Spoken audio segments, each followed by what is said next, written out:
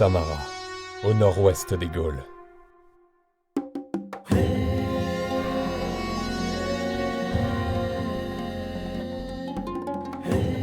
Ce fleuve paisible s'écoule en un pays de marais foisonnant de vie. Où les terres fertiles et les forêts généreuses nourrissent des hommes fiers.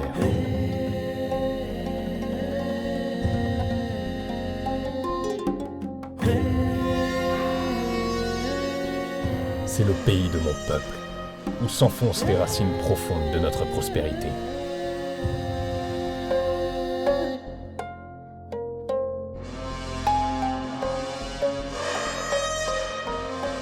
Nous sommes les Ambiani, ceux qui vivent de part et d'autre du fleuve.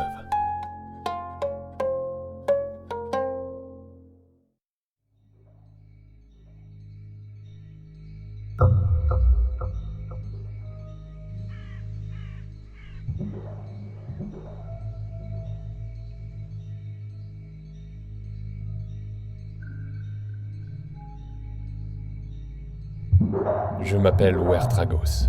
Ceci est mon histoire.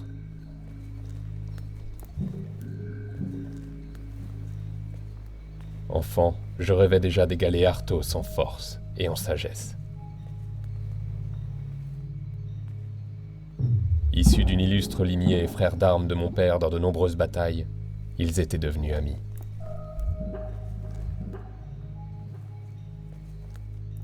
Mon père en avait fait son embacte, son garde du corps, dont le devoir était de le protéger jusque dans la mort. C'était lui qui ferait de moi un homme.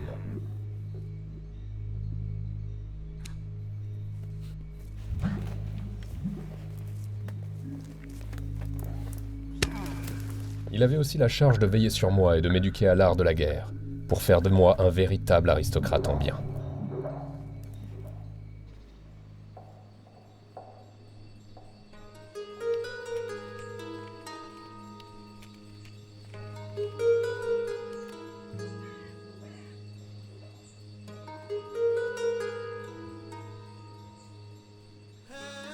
Mon père, Katoukaros, était notre chef à tous. Il possédait la terre, la sagesse et le courage. On venait de loin pour lui rendre hommage, car notre pays était riche et prospérait sous sa tutelle et sa bienveillance. Il m'emmenait souvent avec lui lorsqu'il allait prier les dieux. J'apprenais à les nommer, à les honorer et à en respecter la volonté.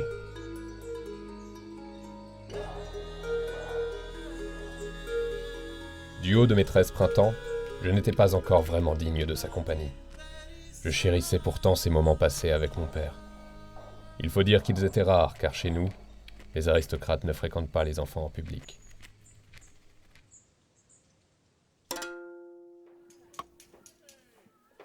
Chaque matin, c'était le même rituel. Je vadrouillais parmi les miens en essayant, tant bien que mal, de tuer le temps qui me séparait du jour où j'aurais des responsabilités.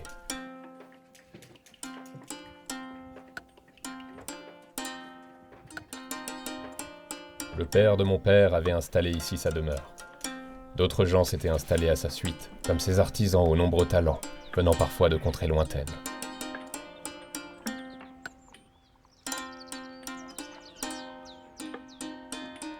J'admirais leurs gestes précis et la qualité de leur travail, étant tout à fait incapable d'en faire de même. Après tout, là n'était pas mon destin.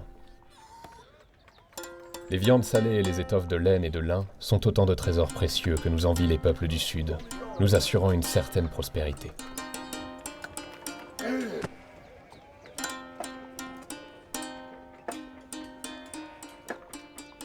Mais ce qui me rend peut-être le plus fier, c'est le fer de nos armes et de nos outils.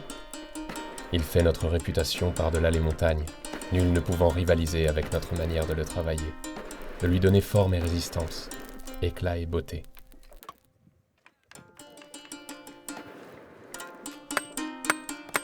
J'aime cette vie rythmée par le son du marteau sur l'enclume, semblable au chant brave d'un cœur vaillant. Le plus important est sans doute la récolte du grain et sa transformation. L'une et l'autre cadencent les journées de nos gens. Chaque jour, ils tirent ainsi de la terre le fruit de leur labeur, soutenus par les faveurs du soleil et de la pluie.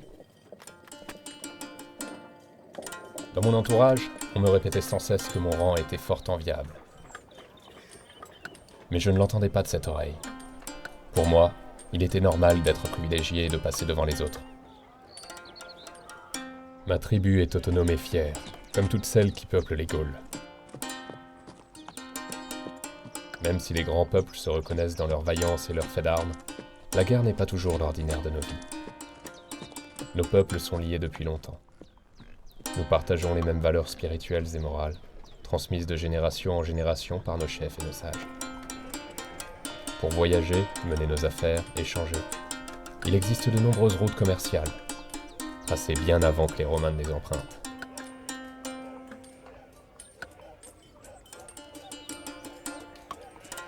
Malgré tous ces liens spirituels et matériels centenaires, il arrive que des querelles entre nos peuples éclatent.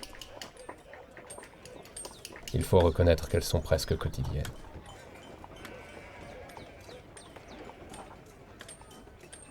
J'enviais la position de mon père, tenir les gens en respect devant mes décisions, être craint par mes ennemis, admiré par les autres.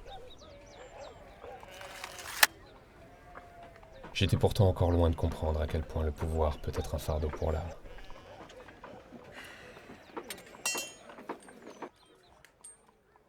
Je m'imaginais souvent conduire les miens à la guerre, chevauchant dans les glorieuses traces de mon père.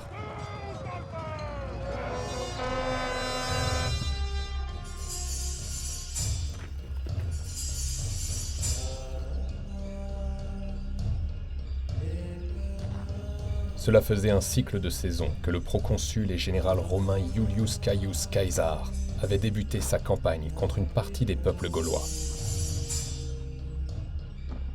Depuis des années, nous vivions en paix avec les Romains. Nous commercions avec eux.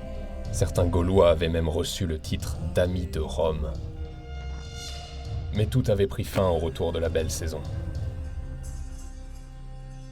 Les légions romaines avaient traversé le pays des Rèmes, nos voisins du sud, qui s'étaient liés aux Romains en rompant les liens avec leurs maîtres, les Suéciens.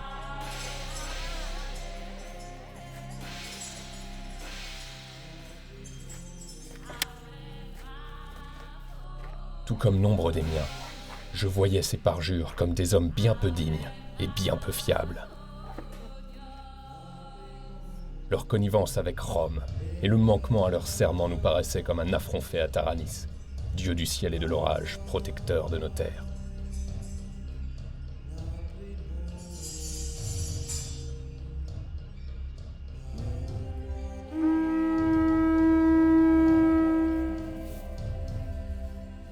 L'émissaire envoyé par César, escorté par ses nouveaux alliés gaulois, amenait avec lui une odeur de guerre contre les Romains longtemps redoutés.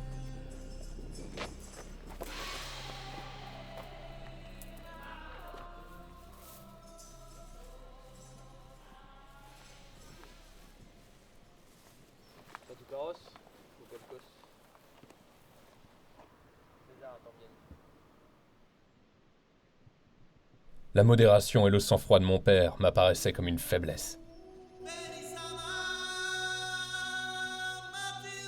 Je me souviendrai toujours de l'expression du visage de Lougulkos, le vat de notre village, lorsqu'il lut la missive.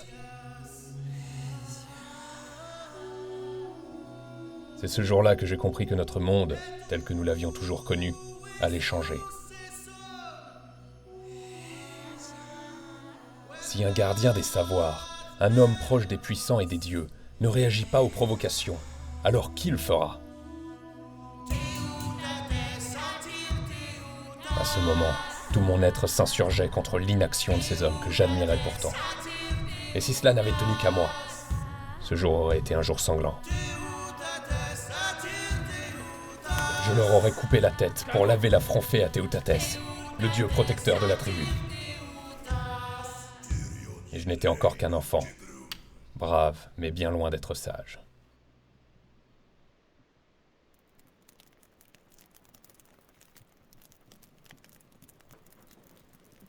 Le grand conseil de la tribu avait statué le soir même. Le lendemain, une délégation ambienne partirait consulter la tribu voisine des Viromandouins. Ces vieux amis étaient également nos clients. Nous nous devions une entraide mutuelle, et de vieilles alliances unissaient nos familles. Là-bas, il serait décidé si nous rejoignions les forces de Rome ou si nous nous allions contre elles. À ma grande surprise, mon père décida de m'emmener avec lui. Ma mère, quant à elle, n'approuvait pas cette décision, sans que je comprenne alors pourquoi. Mais à ce moment-là, la joie de partager une aventure avec mon père et la fierté qu'il me fasse enfin confiance avaient pris le dessus, et je me hâtais de me préparer seul, comme un homme, prenant soin de ne rien oublier.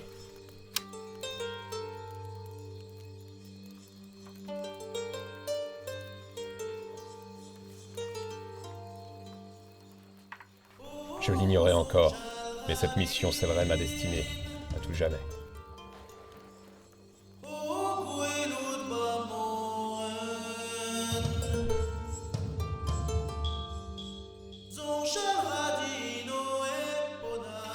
Ainsi nous partîmes vers l'est, vers le pays des Viromandouins.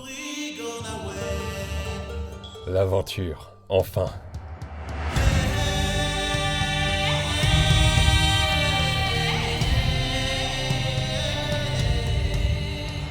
Ma première quête à travers les terres celtes.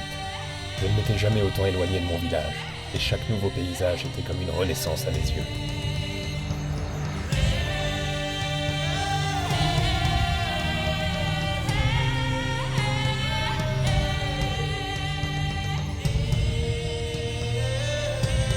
Je me sens chez moi parmi ces paysages défrichés et bien structurés. Cette mosaïque de champs et de prairies à perte de vue. Des fermes éparpillées y côtoient des forêts prospères, souvent anciennes. Ces bois nous permettent de nous loger, de nous chauffer, et nous procurent le feu de notre métallurgie de pointe.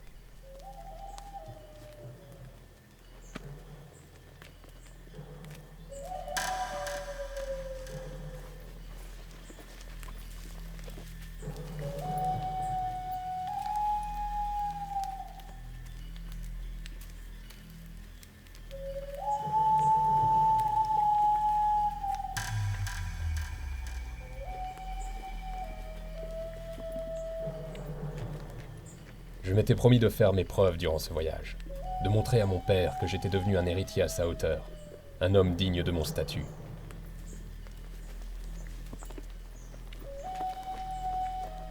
Mais je n'étais pas encore vraiment digne de sa compagnie.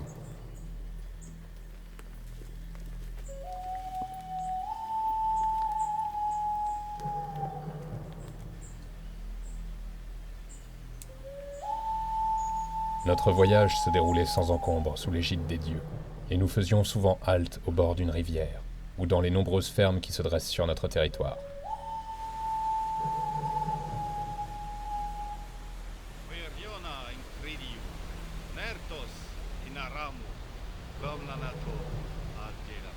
J'aime bien le Goulkos. Je ne comprenais pas souvent ses gestes et ses paroles à l'attention des dieux, mais sa présence me rassurait.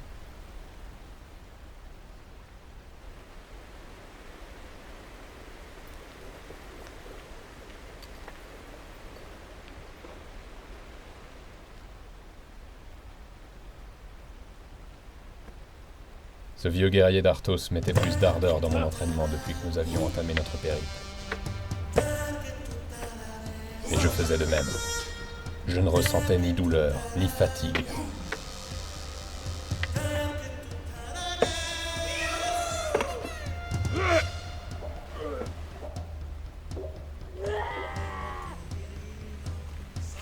Si bien que ma détermination et mon implication ne passèrent pas inaperçues. Ce fut sans doute un signe pour mon père, qui eut enfin un geste inespéré à mon égard. Était-ce un témoignage de sa fierté? Me considérait-il enfin digne de porter les armes? Étais-je devenu un homme à ses yeux?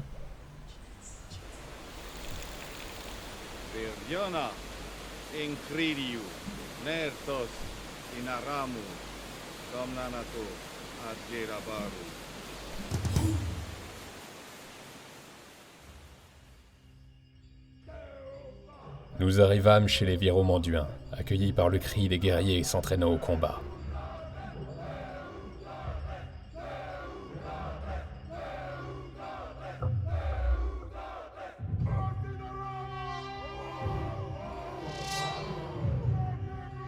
Les Viromanduins sont de puissants alliés, et leurs combattants sont presque aussi nombreux et vaillants que les nôtres. Disciplinés par les conseils des maîtres d'armes, les jeunes recrues me parurent de féroces combattants. J'adore voir tant de passion dans l'exécution de ces gestes guerriers qui font de nous des peuples respectés. Notre infanterie se bat en phalange, en formant un mur compact de boucliers, qui retient efficacement les assauts de nos adversaires. Dans la ligne, chaque guerrier est un maillon indispensable.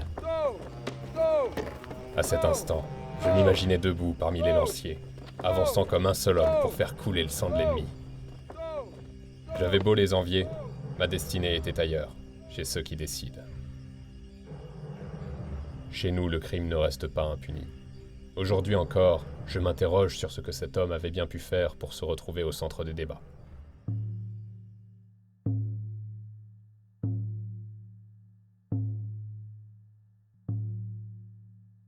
Sans justice, il ne peut pas y avoir de civilisation.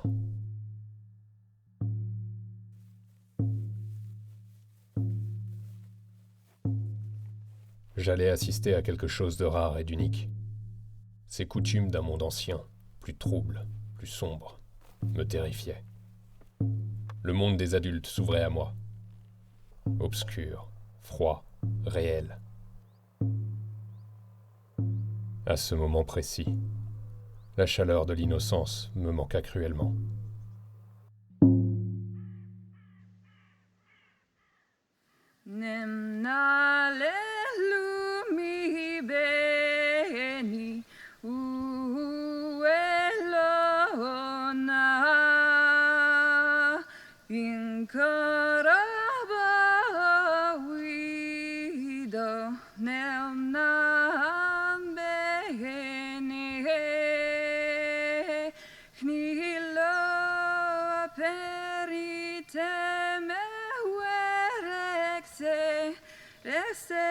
Ici, teme were set ici, suere hienia tu o cubrino per me bisi heleteta mi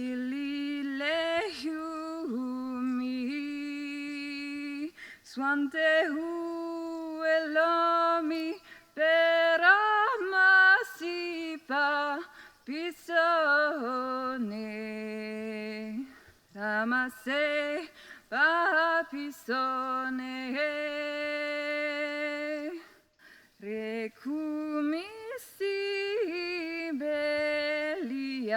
beria su sere sue cruio sera chissà ma chere ui vorono we chere ui rolono we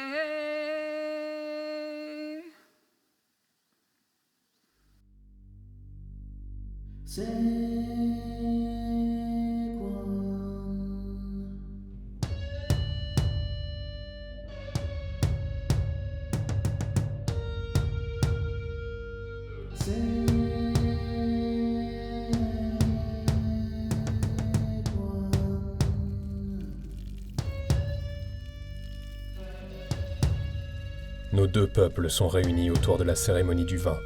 La grande décision devait être prise.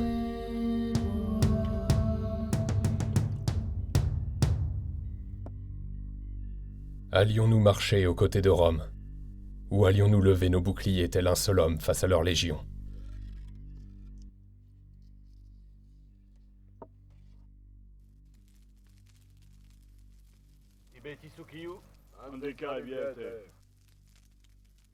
Tout ce protocole m'ennuyait profondément, mais je trouvais du réconfort dans les animations de notre hôte.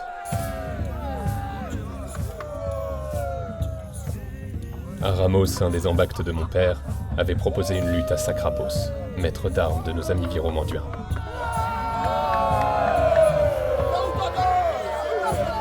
J'en garde un excellent souvenir.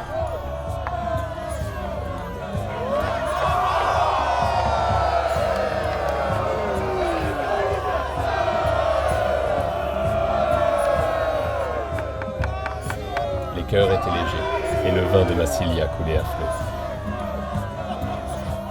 Et je dois bien reconnaître que les regards des jeunes filles ne me laissaient plus aussi indifférent qu'avant.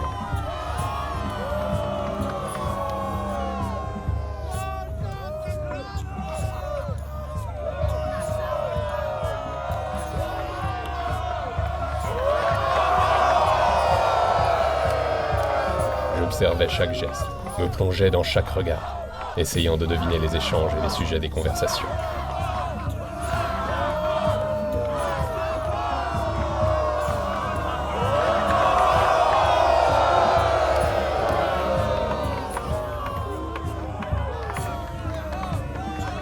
Nos chefs sont d'accord.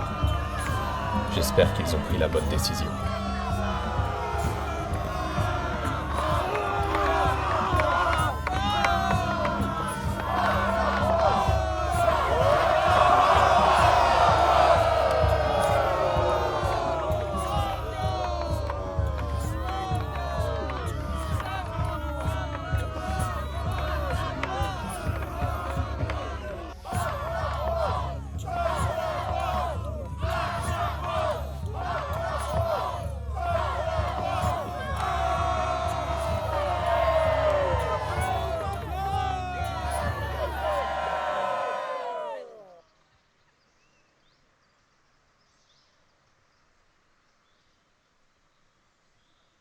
Le lendemain, nous nous sommes rassemblés pour entendre la décision des chefs.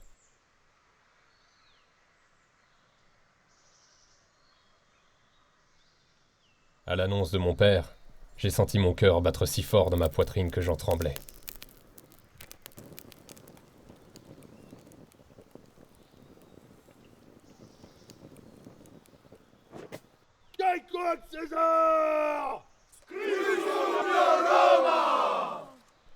Nous marcherions contre César, ensemble.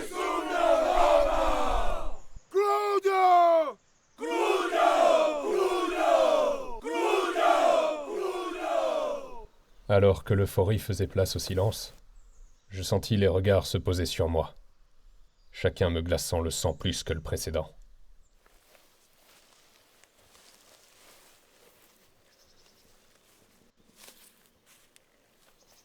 La leçon du jour fut l'une des plus dures de ma vie.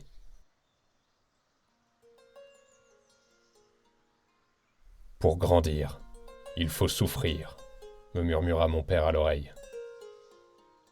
Le pacte entre les deux chefs sera scellé par le sang chaud et noble qui coule dans les veines de leurs enfants. Mon père m'échangea avec la fille du chef viromanduin, Giama. Pour la première fois de ma vie, je comprenais enfin mon rôle dans ce monde. J'étais à la place qui est la mienne, celle d'un aristocrate. Un aristocrate comme mon père, dont la parole est scellée par le sang. Mon sang. J'étais tiraillé entre l'abandon et la trahison. Mais en vérité, c'est la liberté qui s'empara de moi ce jour-là.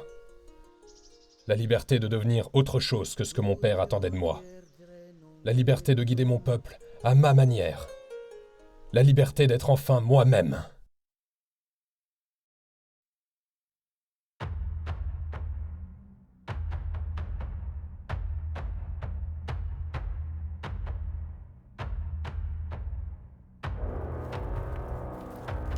Cinq années se sont écoulées depuis le pacte gaulois qui a scellé mon destin. La guerre ne nous a pas épargnés, et les pactes jadis conclus par le sang sont restés honorés.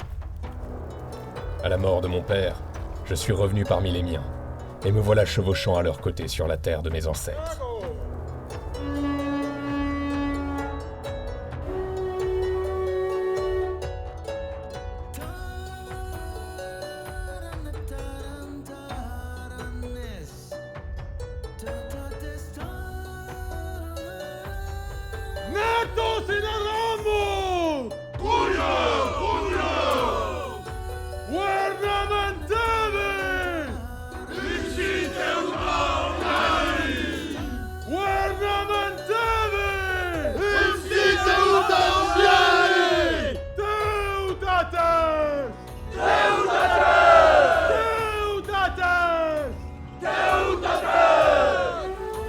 répondant à l'appel de Vercingetorix, le roi des Arvernes qui s'est lancé dans le projet de fédérer les peuples gaulois soumis.